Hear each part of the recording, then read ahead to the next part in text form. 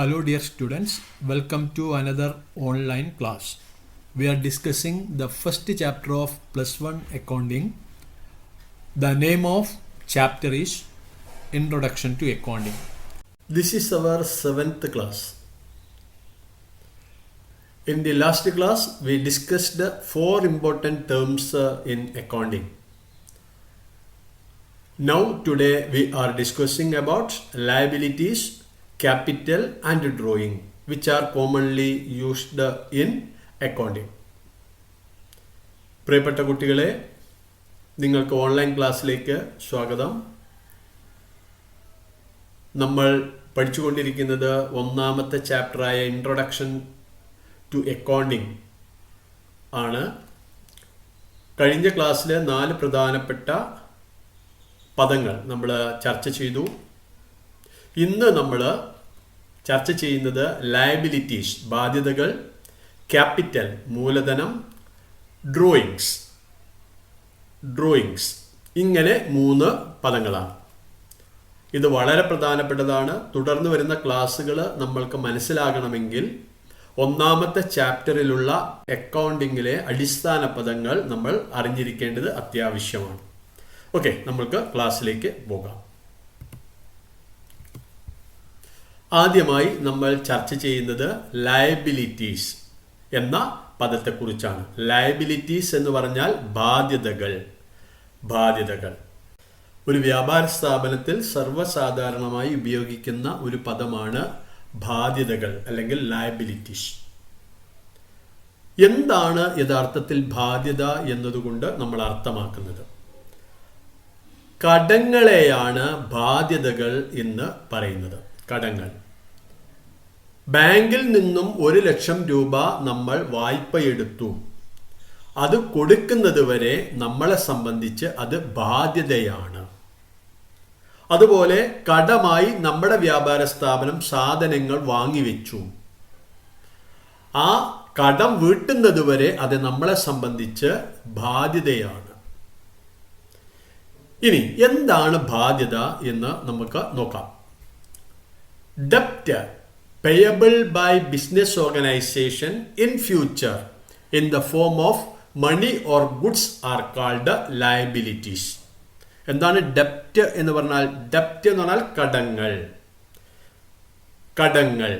Debts payable by business organisation, വ്യാപാര സ്ഥാപനം നൽകേണ്ടതായ കടങ്ങൾ.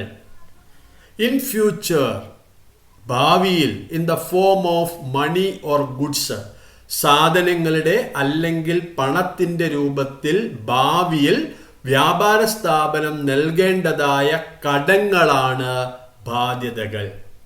എന്താണ് ലയബിലിറ്റീസ് എന്ന് പറഞ്ഞാൽ? ഭാവിയിൽ പണത്തിന്റെ രൂപത്തിലോ അല്ലെങ്കിൽ സാധനങ്ങളുടെ രൂപത്തിലോ വ്യാപാര സ്ഥാപനം നൽകേണ്ടതായ കടങ്ങളാണ് ബാധ്യതകൾ. Debt payable by business organization in future in the form of money or goods are called liabilities. പണത്തിൻ്റെയോ അല്ലെങ്കിൽ സാധനങ്ങളുടെയോ രൂപത്തിൽ ഭാവിയിൽ വ്യാപാര സ്ഥാപനം നൽകേണ്ടതായ കടങ്ങളാണ് ബാധ്യതകൾ. ബാങ്കിൽ നിന്ന് നമ്മൾ വായ്പ എടുത്തു. അങ്ങനെയെങ്കിൽ അത് ഭാവിയിൽ തിരിച്ചു നൽകേണ്ടതായ കടമാണ്. പണത്തിന്റെ രൂപത്തിൽ ഭാവിയിൽ നൽകേണ്ടതായ കടമാണ് വായ്പ എന്ന് പറഞ്ഞാൽ. അതുകൊണ്ട് നമ്മളെ സംബന്ധിച്ച് അത് ലയബിലിറ്റിയാണ്. ലയബിലിറ്റീസിന് മറ്റൊരു ആൻസർ കൂടി പറയാം. ഒന്നാമത്തെ ആൻസർ എന്താണ്? സാധനങ്ങളുടെയോ അല്ലെങ്കിൽ പണത്തിൻ്റെയോ രൂപത്തിൽ ഭാവിയിൽ വ്യാപാര സ്ഥാപനം നൽകേണ്ടതായ കടങ്ങളെയാണ് ബാധ്യതകൾ എന്ന് പറയുന്നത്. മറ്റൊരു ആൻസർ, ലയബിലിറ്റീസ് എന്നാൽ എന്ത് എന്നതിന്റെ മറ്റൊരു answer, it represents the amount of money that the business owes to the other parties for money borrowed or for goods or assets purchased on credit. It represents the amount of money that the business owes to the other parties for money borrowed or for goods or assets purchased on credit. ഇത് ഒരു തുകയെ സൂചിപ്പിക്കുന്നതാണ്. It represents the amount of money that the business owes to other parties. മറ്റു കക്ഷികളോട് വ്യാപാര സ്ഥാപനം കടപ്പെട്ടിരിക്കുന്ന തുകയെ സൂചിപ്പിക്കുന്നതാണ് ബാധ്യത. എങ്ങനെയാണ് ഈ മറ്റുള്ളവരോട് നമ്മൾ കടപ്പെട്ടിരിക്കുന്നത്? എങ്ങനെയാണ്? ഒന്നുകിൽ ഫോർ മണി ബോറോഡ്. ബോറോഡ് എന്ന് പറഞ്ഞാൽ കടം വാങ്ങാം. പണം കടം വാങ്ങിയത് കൊണ്ടോ, അല്ലെങ്കിൽ goods or assets purchased on credit. കടത്തിന് സാധനങ്ങളോ അല്ലെങ്കിൽ ആസ്തികളോ വാങ്ങിയത് കൊണ്ടോ ഒരു വ്യാപാര സ്ഥാപനം മറ്റു കക്ഷികളോട് കടപ്പെട്ടിരിക്കുന്ന തുകയെ സൂചിപ്പിക്കുന്നതാണ് ബാധ്യതകൾ.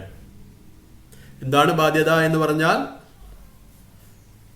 പണം കടം വാങ്ങിയത് കൊണ്ടോ അല്ലെങ്കിൽ സാധനങ്ങളോ ആസ്തികളോ കടത്തിന് വാങ്ങിയത് കൊണ്ടോ ഒരു വ്യാപാര സ്ഥാപനം മറ്റു കക്ഷികളോട് കടപ്പെട്ടിരിക്കുന്ന തുകയാണ് ബാധ്യതകൾ. ഓക്കെ. പണം കടം വാങ്ങിയത് കൊണ്ടോ അല്ലെങ്കിൽ സാധനങ്ങളോ ആസ്തികളോ കടത്തിന് വാങ്ങിയത് കൊണ്ടോ ഒരു വ്യാപാര സ്ഥാപനം മറ്റു കക്ഷികൾക്ക് കൊടുക്കാനുള്ള തുകയെ സൂചിപ്പിക്കുന്നതാണ് ബാധ്യതകൾ. ഓക്കെ. എപ്പോഴാണ് നമുക്ക് ബാധ്യത ഉണ്ടാവുക? ഒന്നുകിൽ പണം കടം വാങ്ങുക, അത് ആ പണം തിരിച്ചു കൊടുക്കുന്നത് വരെ നമ്മളെ സംബന്ധിച്ച് അത് ബാധ്യതയാണ്.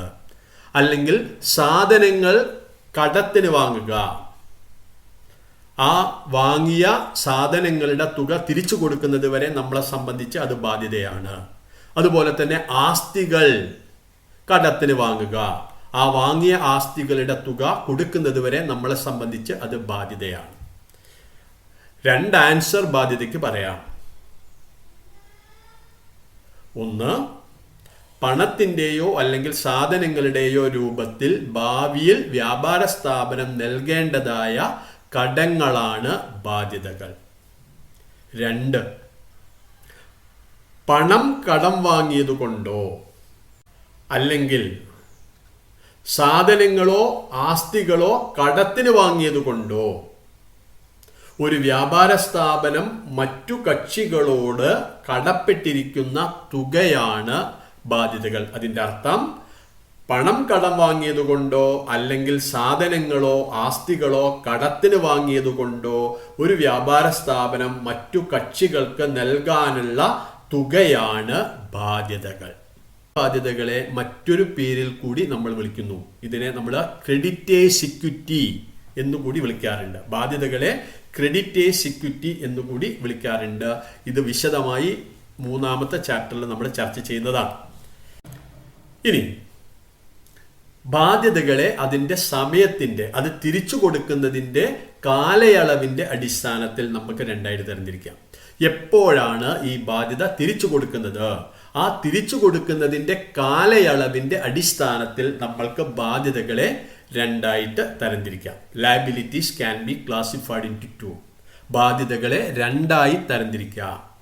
ഒന്ന്, ലോങ് ടേം ലയബിലിറ്റീസ് അല്ലെങ്കിൽ ഫിക്സഡ് ലയബിലിറ്റീസ്, ദീർഘകാല ബാധ്യതകൾ. Long term liabilities or fixed liabilities, ദീർഘകാല ബാധ്യതകൾ. രണ്ട്, ഷോർട്ട് ടേം ലയബിലിറ്റീസ്, ഹ്രസ്വകാല ബാധ്യതകൾ. ബാധ്യതകളെ അവ തിരിച്ചു നൽകുന്ന കാലയളവിൻ്റെ അടിസ്ഥാനത്തിൽ നമ്മൾക്ക് രണ്ടായി തരംതിരിക്കാം. ഒന്ന്, ദീർഘകാല ബാധ്യതകൾ, ലോങ് ടേം ലയബിലിറ്റീസ്. രണ്ട്, ഷോർട്ട് ടേം ലയബിലിറ്റീസ്, ഹ്രസ്വകാല ബാധ്യതകൾ. Liabilities can be classified in to long term liabilities and short term liabilities. എന്താണ് ലോങ് ടേം ലയബിലിറ്റീസ്, ദീർഘകാല ബാധ്യതകൾ എന്ന് പറഞ്ഞാൽ എന്താണ്? Long term liabilities are liabilities that are payable after a period of 1 year. Long term liabilities are liabilities that are payable after a period of 1 year. ഒരു വർഷ കാലയളവിന് ശേഷം നൽകേണ്ടതായ ബാധ്യതകളാണ് ദീർഘകാല ബാധ്യതകൾ.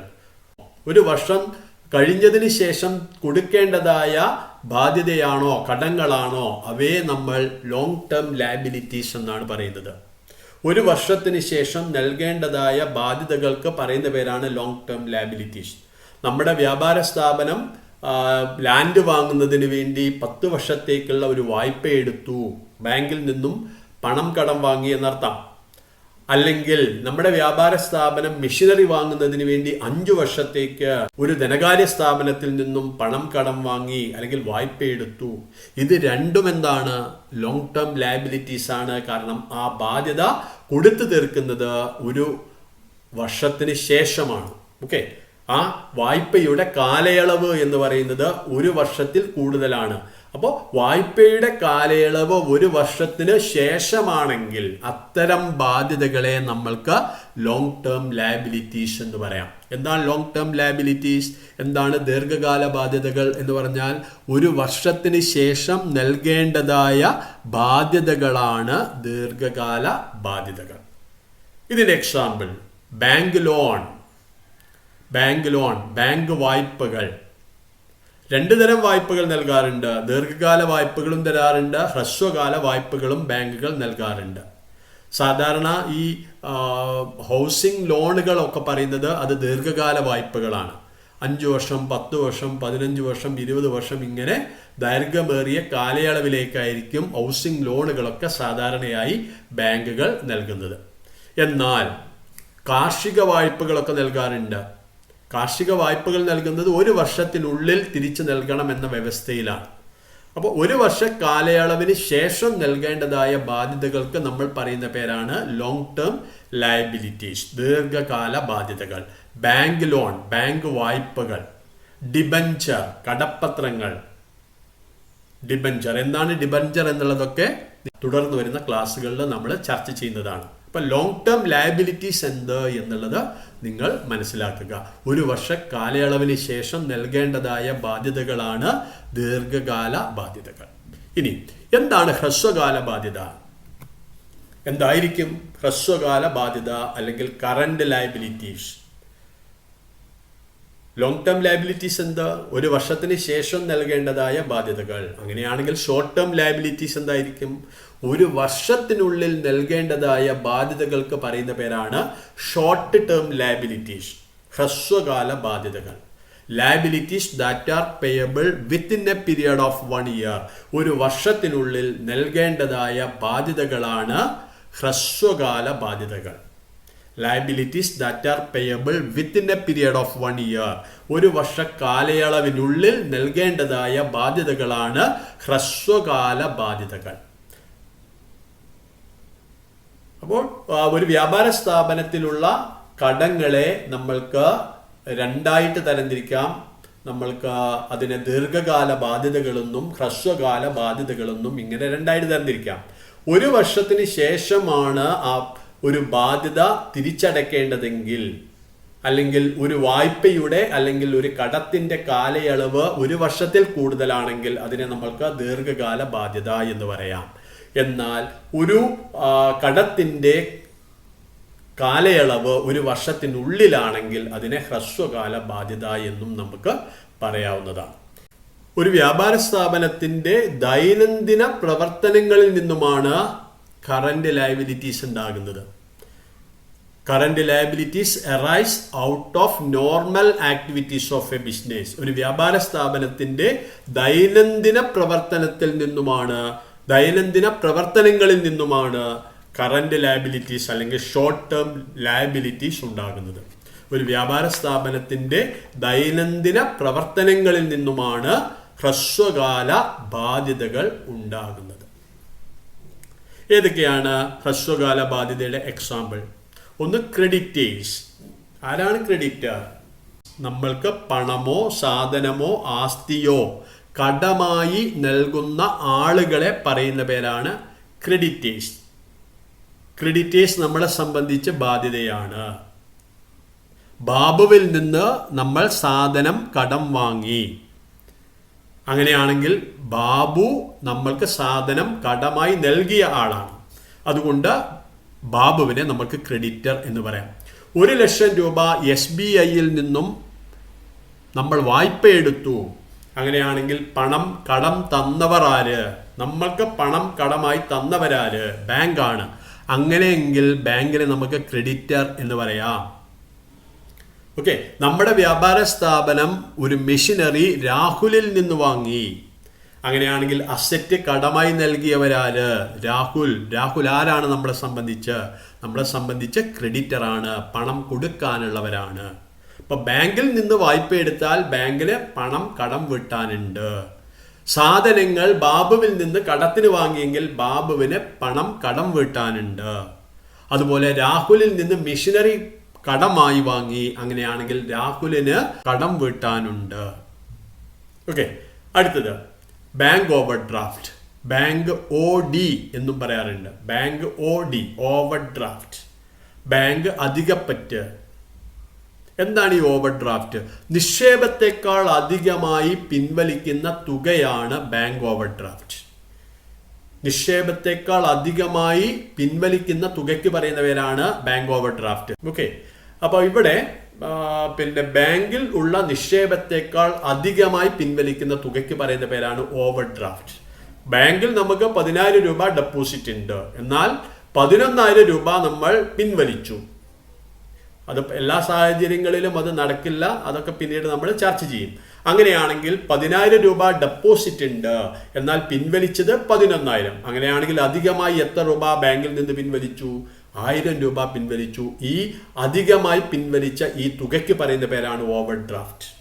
നിക്ഷേപത്തെക്കാൾ അധികമായി പിൻവലിച്ച തുകയാണ് ഓവർ ഡ്രാഫ്റ്റ്. ബിൽസ് പേയബിൾ, പണം നൽകേണ്ടതായ ബില്ലുകൾ. അതൊക്കെ പിന്നീട് നമ്മൾ ചർച്ച ചെയ്യുന്നതാണ്. ഔട്ട്സ്റ്റാൻഡിംഗ് എക്സ്പെൻസസ്, കുടിശ്ശിക ചെലവുകൾ.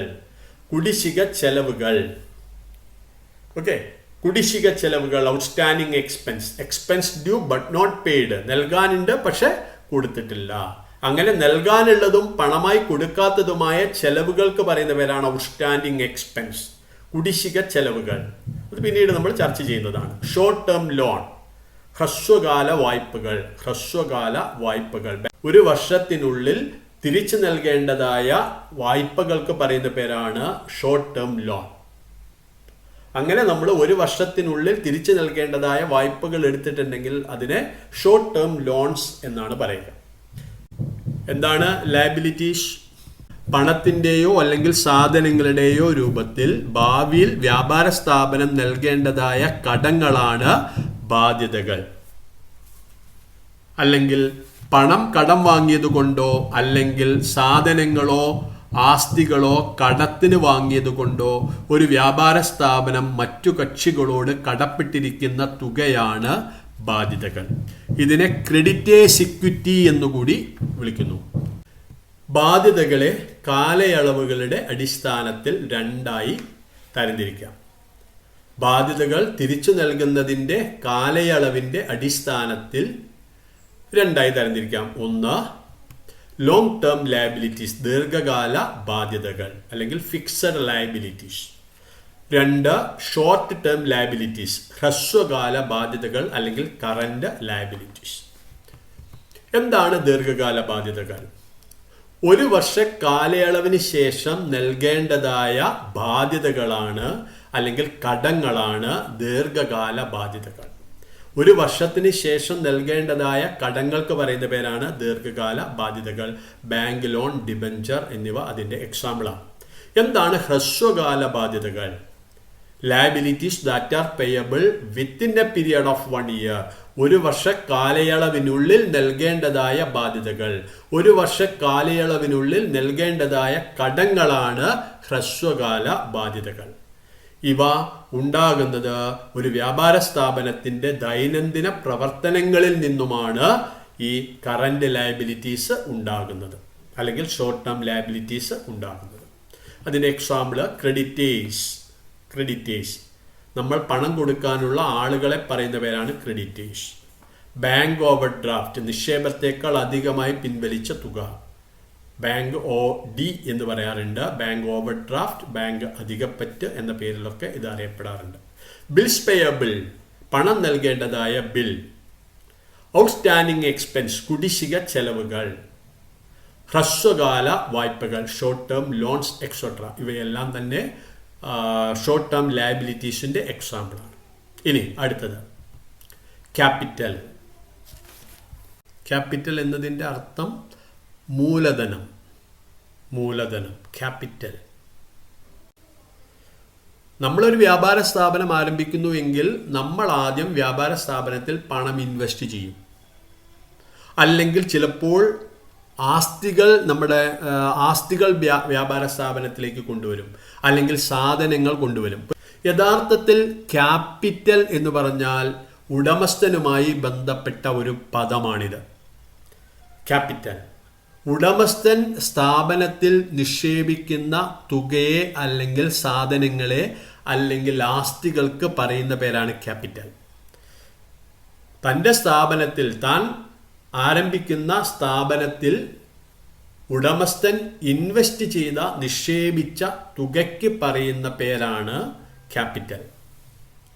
It is the amount or assets invested by owner in the business. It is the amount or assets invested by owner in the business. Capital എന്ന് പറഞ്ഞാൽ എന്താണ്?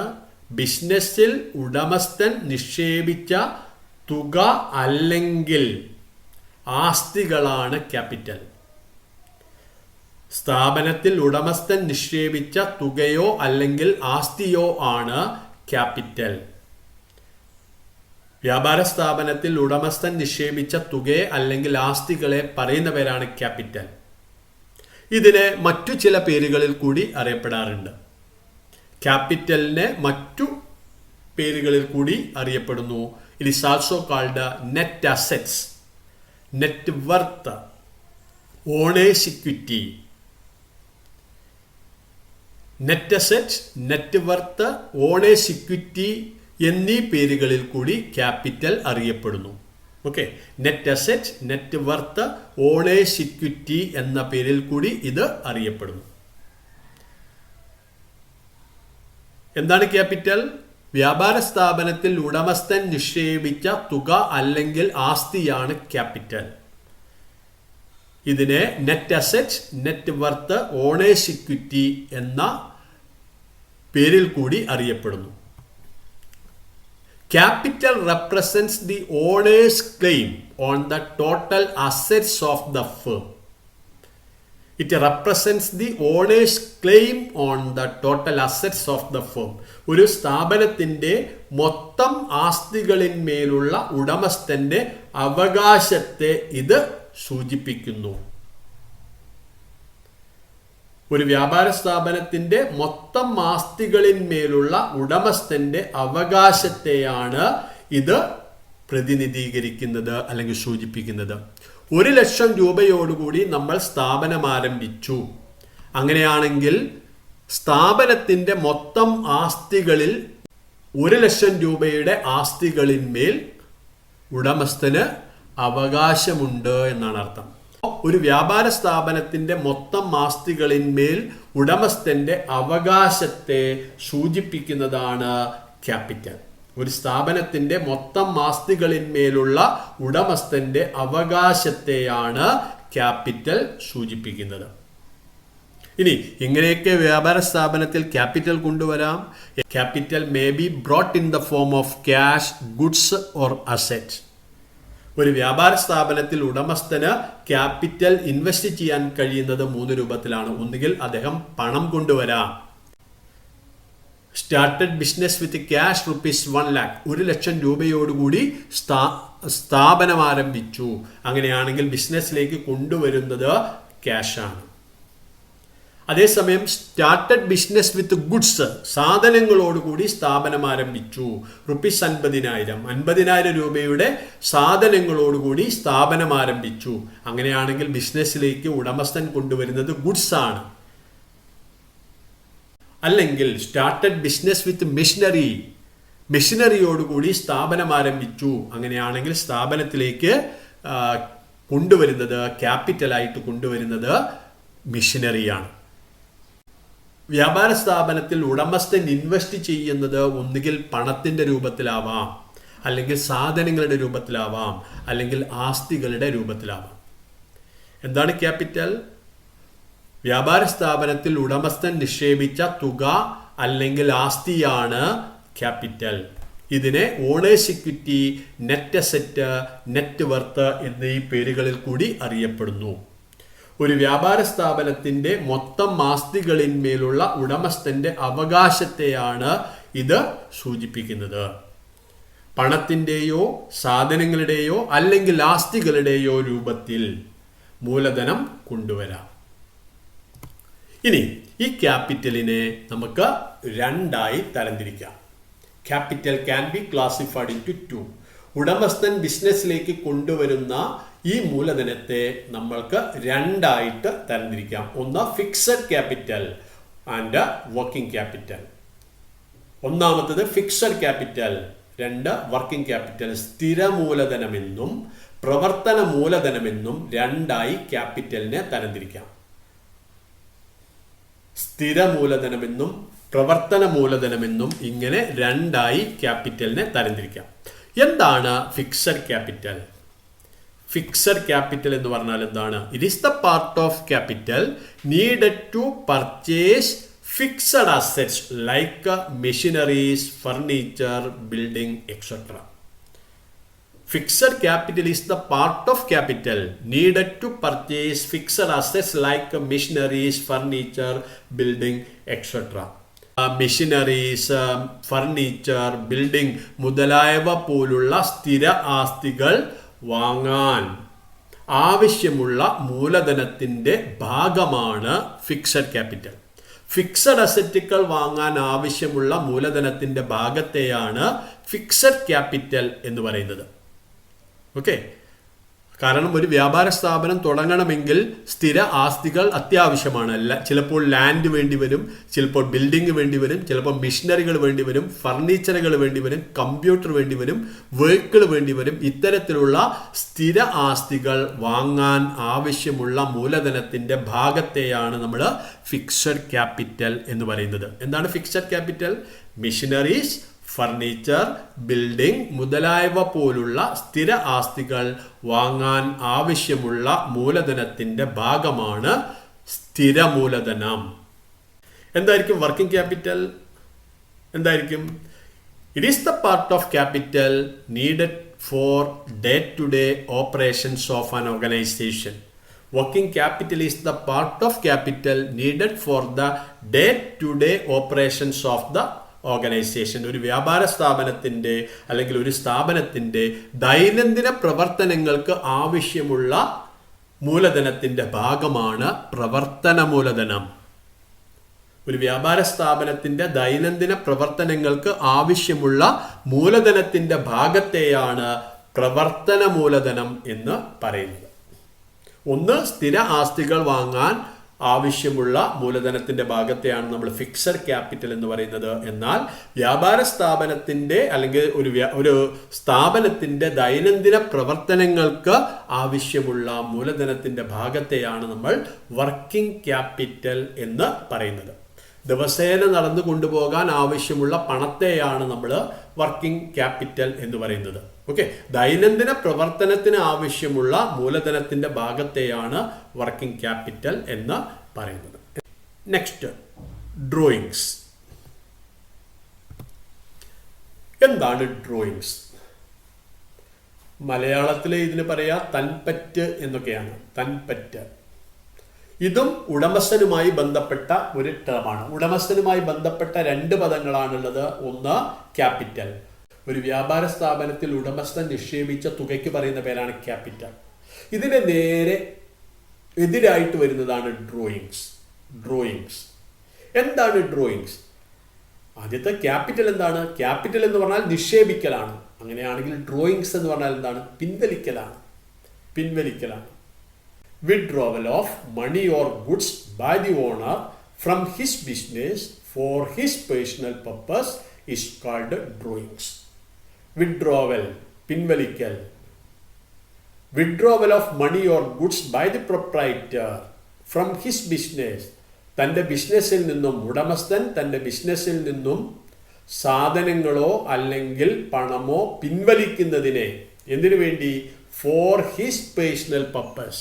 ഉടമസ്ഥൻ തൻ്റെ വ്യക്തിപരമായ ആവശ്യങ്ങൾക്ക് വേണ്ടി തൻ്റെ സ്ഥാപനത്തിൽ നിന്നും സാധനങ്ങളോ അല്ലെങ്കിൽ പണമോ പിൻവലിക്കുന്നതിനെയാണ് ഡ്രോയിങ്സ് എന്ന് പറയുന്നത്. സ്ഥാപനത്തിൻ്റെ ആവശ്യത്തിനല്ല, ആരുടെ ആവശ്യത്തിന്? ഉടമസ്ഥന്റെ വ്യക്തിപരമായ ആവശ്യങ്ങൾക്ക് വേണ്ടി തൻ്റെ സ്ഥാപനത്തിൽ നിന്നും സാധനങ്ങളോ അല്ലെങ്കിൽ പണമോ പിൻവലിക്കുന്നതിനെയാണ് ഡ്രോയിങ്സ് എന്ന് പറയുന്നത്. Drawings reduces the investment of owner. ഉടമസ്ഥന്റെ നിക്ഷേപം ഡ്രോയിങ്സ് കുറയ്ക്കുന്നു. ഉടമസ്ഥൻ കൊണ്ടുവന്ന തുകയിൽ നിന്ന് അദ്ദേഹം തൻ്റെ സ്വകാര്യ ആവശ്യങ്ങൾക്ക് വേണ്ടി പിൻവലിച്ച തുക അല്ലെങ്കിൽ സാധനങ്ങളുടെ തുക എന്ത് ചെയ്യണം? കുറയ്ക്കണം. എപ്പോഴും ഡ്രോയിങ്സ് ഉടമസ്ഥന്റെ നിക്ഷേപം കുറയ്ക്കും. ഡ്രോയിങ്സ് കുറയ്ക്കുന്നു. ഏതെല്ലാമാണ് ഡ്രോയിങ്സ്? അതിൻ്റെ എക്സാമ്പിളുകൾ ഒന്ന് നമുക്ക് നോക്കാം. Amount withdrawn by owner for his personal use. Amount withdrawn by the owner for his personal use. ഉടമസ്ഥൻ തൻ്റെ സ്വകാര്യ ഉപയോഗത്തിന് വേണ്ടി അല്ലെങ്കിൽ വ്യക്തിപരമായ ഉപയോഗങ്ങൾക്ക് വേണ്ടി പണം പിൻവലിച്ചു. ഉടമസ്ഥൻ തൻ്റെ വ്യക്തിപരമായ ആവശ്യങ്ങൾക്ക് വേണ്ടി പണം പിൻവലിച്ചു. ഇത് ഡ്രോയിങ്സ് ആണ്. അതായത് മകളുടെ ഫീസ് നൽകാൻ വേണ്ടി ബിസിനസ്സിൽ നിന്നും പണം പിൻവലിച്ചു. ഉടമസ്ഥന്റെ വീട്ടിലെ കറണ്ട് ബില്ല് കൊടുക്കാൻ വേണ്ടി ബിസിനസ്സിൽ നിന്നും ഉടമസ്ഥൻ പണം പിൻവലിച്ചു. അത് ഡ്രോയിങ്സ് ആണ്. ഉടമസ്ഥന്റെ ടെലിഫോൺ ബില്ല് നൽകിയത് ബിസിനസ്സിന്റെ പണം എടുത്തുകൊണ്ടാണ്. അങ്ങനെയാണെങ്കിൽ അത് ഡ്രോയിങ്സ് ആണ്. ഓക്കെ. മറ്റൊന്ന്, goods taken by owner for his domestic use. തൻ്റെ വീട്ട് ഉപയോഗത്തിന് വേണ്ടി ഉടമസ്ഥൻ സാധനങ്ങൾ എടുത്തു. വീട്ടാവശ്യങ്ങൾക്ക് വേണ്ടി ഉടമസ്ഥൻ സാധനങ്ങൾ എടുത്തു. പച്ചക്കറി കടക്കാരൻ തൻ്റെ സ്ഥാപനത്തിൽ നിന്നും വീട്ടിലേക്ക് പച്ചക്കറി എടുത്തു. അതുപോലെ തന്നെ പലചരക്ക് കച്ചവടം നടത്തുന്ന വ്യക്തി വീട്ടാവശ്യങ്ങൾക്ക് വേണ്ടി സാധനങ്ങൾ എടുത്തു. ഓക്കെ, അത് ഡ്രോയിങ്സ് ആണ്. Purchasing personal assets with business fund. Business പണം ഉപയോഗിച്ച് വ്യക്തിപരമായിട്ടുള്ള ആസ്തികൾ വാങ്ങുക. Purchasing personal assets with business fund. ബിസിനസിന്റെ ഫണ്ട് വെച്ച്, ബിസിനസിന്റെ പണം വെച്ച് നമ്മൾക്ക് ആവശ്യമുള്ള ആസ്തികൾ വാങ്ങുക. Purchasing personal assets with business fund. Proprietor's income tax paid by owner. ഉടമസ്ഥന്റെ ഇൻകം ടാക്സ്. ഉടമസ്ഥന്റെ ഇൻകം ടാക്സ് അത് വ്യക്തിയുടെ പേർക്കുള്ള ടാക്സ് ആണ്, ഇൻകം ടാക്സ്. അപ്പോൾ പ്രൊപ്രൈറ്ററുടെ ഇൻകം ടാക്സ് ഉടമസ്ഥൻ നൽകി. എവിടെന്ന്? ബിസിനസിന്റെ പൈസ എടുത്ത് അദ്ദേഹത്തിന്റെ ഇൻകം ടാക്സ് കൊടുത്തു. ഓക്കെ, ഇങ്ങനെയുള്ള എക്സാമ്പിളുകൾ ഇതിൻ്റെ ഡ്രോയിങ്സിനായിട്ട് വരുന്നുണ്ട്. ഇതെല്ലാമാണ് ഡ്രോയിങ്സിന്റെ എക്സാമ്പിൾ. എന്താണ് ഡ്രോയിങ്സ്? ഉടമസ്ഥൻ തൻ്റെ സ്വകാര്യ ആവശ്യങ്ങൾക്ക് വേണ്ടി തൻ്റെ സ്ഥാപനത്തിൽ നിന്നും സാധനങ്ങളോ അല്ലെങ്കിൽ പണമോ പിൻവലിക്കുന്നതിനെയാണ് ഡ്രോയിങ്സ് എന്ന് പറയുന്നത്. ഇത് ഉടമസ്ഥന്റെ അല്ലെങ്കിൽ ഇത് ഉടമസ്ഥന്മാരുടെ നിക്ഷേപം കുറയ്ക്കുന്നു. ഡ്രോയിങ്സ് നടത്തിയിട്ടുണ്ടെങ്കിൽ ആ ഉടമസ്ഥന്റെ ക്യാപിറ്റലിൽ നിന്ന് ഇത് കുറയ്ക്കുകയാണ് ചെയ്യുക. ഡ്രോയിങ്സ് ക്യാപിറ്റലിൽ നിന്ന്, നിക്ഷേപത്തിൽ നിന്ന് കുറയ്ക്കുകയാണ് ചെയ്യുക. അതുകൊണ്ട് ഡ്രോയിങ്സ് എപ്പോഴും ഉടമസ്ഥന്റെ ഇൻവെസ്റ്റ്മെന്റ് കുറയ്ക്കുന്നു. അതിൻ്റെ അർത്ഥം ഉടമസ്ഥന്റെ ക്യാപിറ്റൽ കുറയ്ക്കുന്ന ഒരു ഇനമാണ് ഡ്രോയിങ്സ് എന്നാണ്. ഏതൊക്കെയാണ് ഡ്രോയിങ്സിന്റെ എക്സാമ്പിൾ? വ്യക്തിപരമായ ഉപയോഗത്തിന് വേണ്ടി ഉടമസ്ഥൻ പണം പിൻവലിച്ചു. അതുപോലെ തന്നെ തൻ്റെ വീട്ടു ആവശ്യങ്ങൾക്ക് വേണ്ടി ഉടമസ്ഥൻ സാധനങ്ങൾ എടുത്തു. അതുപോലെ ബിസിനസിന്റെ പണം ഉപയോഗിച്ചുകൊണ്ട് പേഴ്സണൽ അസറ്റ്, തനിക്ക് ആവശ്യമുള്ള ആസ്തികൾ വാങ്ങി. അതുപോലെ തന്നെ ബിസിനസിന്റെ ഫണ്ട് വെച്ച് ഉടമസ്ഥൻ തൻ്റെ ഇൻകം ടാക്സ് നൽകി. ഇതെല്ലാം ഇതിന്റെ എക്സാമ്പിളാണ്. ഈ വീഡിയോ 2 or 3 പ്രാവശ്യം നിങ്ങൾ കാണണം. അതിനുശേഷം ഇത് നോട്ട്ബുക്കിൽ നിങ്ങൾ രേഖപ്പെടുത്തണം. സംശയങ്ങൾ ഉണ്ടെങ്കിൽ എന്നെ നിങ്ങൾ വിളിക്കണം. ഓക്കെ, അതിനുശേഷം ഈ വീഡിയോ കണ്ടതിന് ശേഷം നോട്ട്സ് എഴുതി അതിൻ്റെ ഒരു ഫോട്ടോ എടുത്ത് നമ്മുടെ ഗ്രൂപ്പിൽ പോസ്റ്റ് ചെയ്യുകയും വേണം. ഓക്കെ, ബാക്കിയുള്ള ടേമുകളുമായിട്ട് അടുത്ത ദിവസം നമുക്ക് കാണാം. Okay, thank you.